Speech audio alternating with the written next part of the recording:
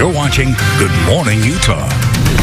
February is Heart Health Awareness Month, everybody, so it's a good reminder for all of us to make sure we know how to do CPR. Matthew McFarland is here from Unified Fire Authority to talk to us about this. We're going to do the 3 C's, and you also have a video so all of us can watch and kind of get up to date on our CPR knowledge. Yeah, that's right. If you go to YouTube and just Google or search Push to Survive, our video comes right up. Perfect. And we'll link it on our website, so we'll take care of you right there. 10 minutes, anybody in your family can learn this, and this is really important.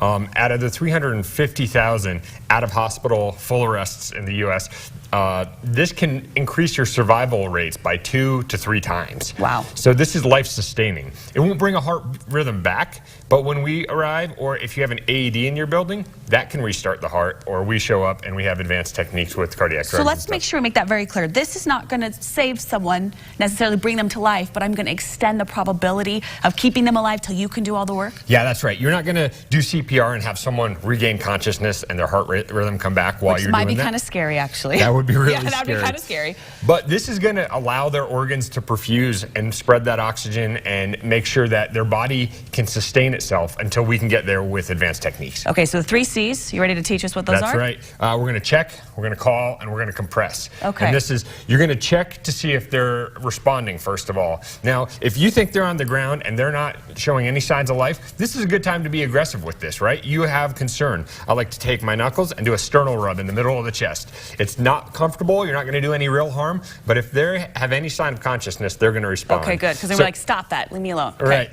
So if they're not doing that, and if they're not breathing normally, that is, they're not breathing like you and I are right now, they may have snoring or agonal respirations, but if they're not breathing normally, then they're going to be a contestant for this, right? And this is, we're talking about adults right now. Pediatrics are a whole different deal.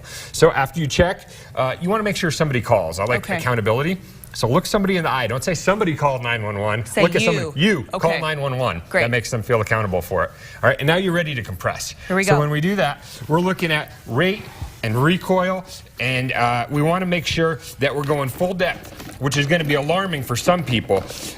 Rate, recoil, and depth is what you want to remember. You're going 100 to 120 times a minute, right in the center of the sternal notch, or sternal bone there.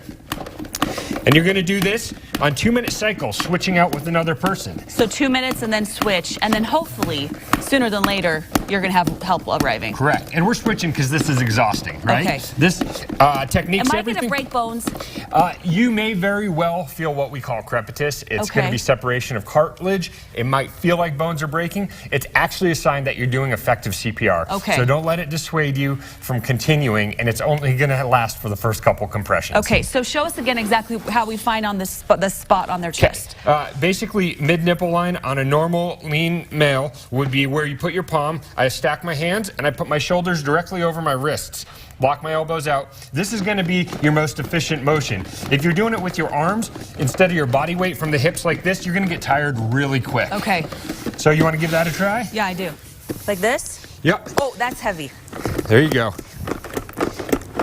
Now, is there like a certain rhythm I need to do, or just go? About 100 to 120 times a minute, consistent. So it's a little faster than most people think. There you go. Keep those arms straight and go from the hips, and you'll be able to sustain it a lot longer. Okay, you're right. After I went for like 30 seconds, and I'm already kind of tired. It's a surprising amount of work. 2 minutes, you need to switch. Let someone else help you out. Yep. But usually your call time is so much faster than that. Well, our response time, hopefully we're on scene within 6 minutes. Okay, so there you go. So a couple rotations, get some help, take care of it. Yeah. You're gonna be. You talked about the AED at the beginning. You're gonna come back tomorrow and teach us about that as well. Yeah, and that's a super important component because that will actually restart a heart. Okay. Right, and that's what these people need.